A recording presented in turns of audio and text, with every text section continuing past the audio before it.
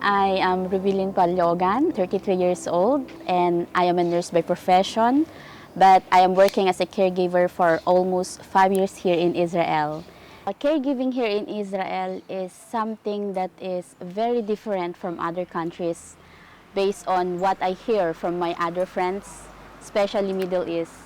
And as a caregiver here in Israel, yes, there is a discrimination and people look down on us like we are so small in their eyes.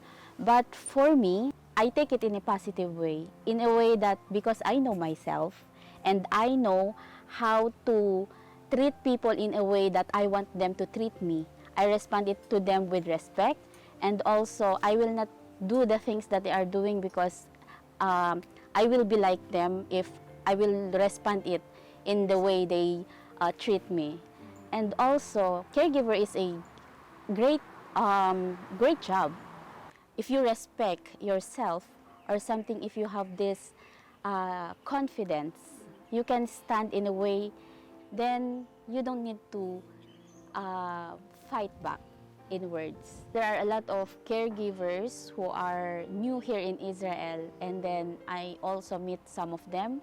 They share their experience for the first day, for the first week. I just shared to them that yes, you have to be patient because in the next months, if you are doing the right thing, there is a possibility that the employer that you are working for is see your heart. And if you have the heart to them, there is the possibility to change, and there is a possibility that they will treat you also as a family.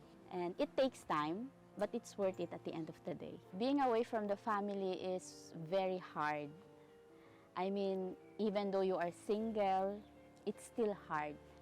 But because of the technology, I really think it because this is the best way in order for me to communicate with them. We do video calls. Even though we are far away, we plan together for our future, and communication is something very important for me because this is the best thing in order for me to build my relationship with them even though I am far from them.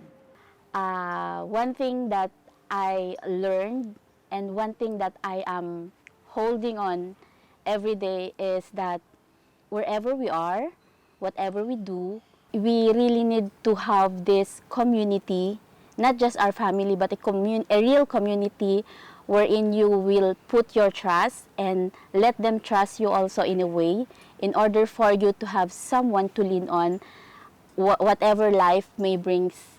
The good things that I like about Israel is first and foremost is as a believer is that it's in the Bible.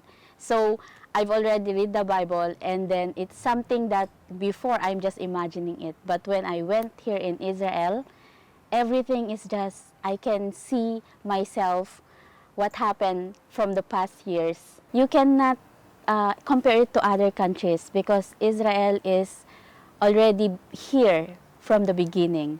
Israel is an interesting country because it has history that every country knows, that begins from the beginning, and it will be continue for also for the next generation. And also, what I am amazed is Israel is a desert country, but if you go to each places, you can see a running water, and then you cannot explain where it comes from, and also a lot of trees. Wherein, in my mind, desert is something that is dry without life. People here also in Israel are warm. I also have some friends who are Israeli, and then if they know you and trusted you, you have to take care of it because even though you are not talking with each other, and if you see after like half a year or a year, you still have this